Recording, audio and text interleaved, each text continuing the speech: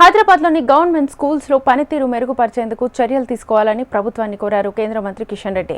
ఎన్నికల ముందు కాంగ్రెస్ ఇచ్చిన హామీ మేరకు విద్యారంగానికి బడ్జెట్లో సరైన నిధులను కేటాయించాలన్నారు. పాఠశాలల్లో మౌలిక సదుపాయాల కల్పనకు కృషి చేయాలని ఆయన కోరారు.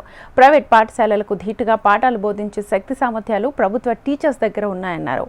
గవర్నమెంట్ స్కూల్స్లో చదువుతున్న వారు మొహమొట్టం లేకుండా టీచర్ల దగ్గర సందేహాలను క్లారిఫై చేసుకుని ముందుకెళ్లాలన్నారు.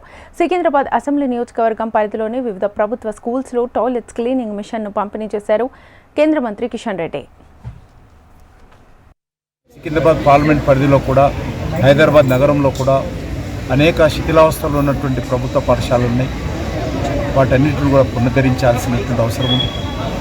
అదేవిధంగా టాయిలెట్ సౌకర్యం ఉన్నప్పటికీ కూడా టాయిలెట్స్ క్లీనింగ్ కావాల్సినటువంటి వ్యవస్థ ఉదయం నుంచి సాయంకాలం వరకు మరి ఈ యొక్క శానిటేషన్ సిబ్బందికి సంబంధించిన వ్యక్తి అవసరం.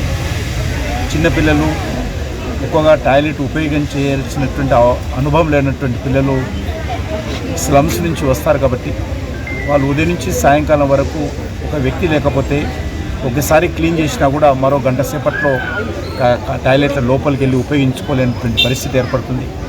దీని కారణంగా అమ్మాయిలు కానీ ఇతర స్టూడెంట్స్ కానీ టాయిలెట్స్ లోపలికి వెళ్లకుండా టాయిలెట్స్ ఉపయోగించుకోకుండా అనారోగ్యానికి గురవుతున్నటువంటి పరిస్థితి, స్కూల్కు రాకుండా డిస్కంటిన్యూ అవుతున్నటువంటి పరిస్థితి మనం చూస్తూ ఉన్నాం. కాబట్టి ప్రభుత్వంతో నేను కోరేది ఒకటి, గతంలో కూడా నేను మరి ప్రభుత్వాన్ని చెప్పాను, ఫుల్ టైము శానిటేషన్ సిబ్బంది ప్రతి స్కూల్లో కూడా ఏర్పాటు చేయాలి. అప్పుడే మనం కట్టిన టాయిలెట్స్ కానీ లేకపోతే వచ్చినటువంటి విద్యార్థులు కానీ ఆరోగ్యంగా టాయిలెట్స్ పరిశుభ్రంగా ఉండడానికి ఉపయోగపడుతుంది. కాబట్టి ఆ దిశలో ప్రభుత్వం ఆలోచన చేయాల్సినటువంటి అవసరం ఉంది. ఈరోజు శిథిలావస్థలో ఉన్నటువంటి ప్రభుత్వ భవనాలను కూడా పూర్తిగా నిర్మాణం చేయాలి. ఈ మధ్యలో కొత్తగా భవనాలు నిర్మించేటువంటి పని పూర్తిగా ప్రభుత్వం బడ్జెట్ లేని కారణంగా అనేక ప్రాంతాల్లో ఆగిపోయి ఉన్నాయి. దీన్ని వెంటనే పునరుద్ధరించాల్సిందిగా, ఇటీవల కాలంలో ఎడ్యుకేషన్ సంబంధించినటువంటి బడ్జెట్ కూడా మరి తగ్గడం జరిగింది. ఏ రకంగానైతే 15% పెంచుతామని చెప్పినటువంటి మరి ప్రభుత్వము దాన్ని చాలా తగ్గించడం జరిగింది.